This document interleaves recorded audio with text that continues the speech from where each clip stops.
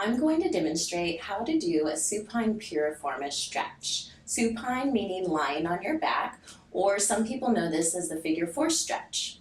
Just as a reminder, that piriformis muscle is that deep muscle in our hip that allows us to externally rotate our leg.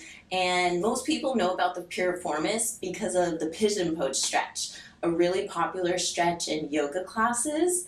But pigeon is quite advanced and isn't always appropriate for a lot of people. So this supine piriformis stretch version might be better for you.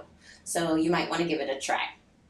We're going to begin by lying on our backs on a mat with our knees bent, feet flat on the floor.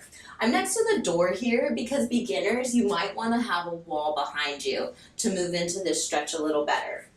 So you're going to lie on your back and maybe start with your feet a little further away from you, especially if you're really tight. And I want you to bring your attention to your lower back. Most of us might have some space in here to start. We want our low back flat against the floor. So you're gonna draw your belly button into the back of the spine, press your sacrum into the floor to take any space out of this area. Low back is flat.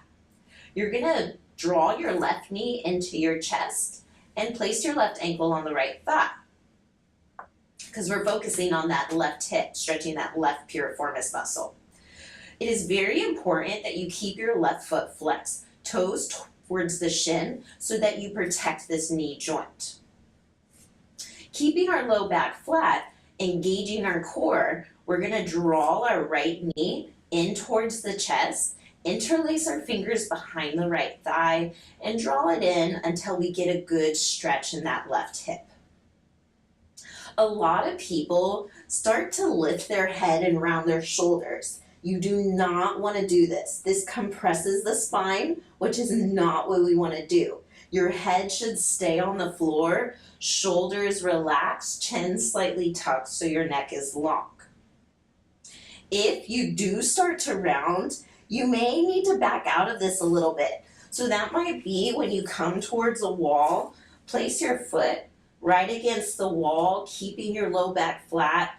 Just rest your arms by your sides, palms face up.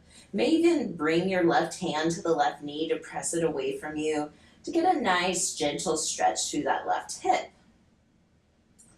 If you're okay being away from the wall and you actually need a deeper stretch with the right knee drawn into the chest, you can interlace your fingers around the right shin only if your head and shoulders stay down. If your head and shoulders start to lift, you need to bring your hands back behind the right thigh and relax them onto the mat. You want to hold this stretch for at least a minute on both sides.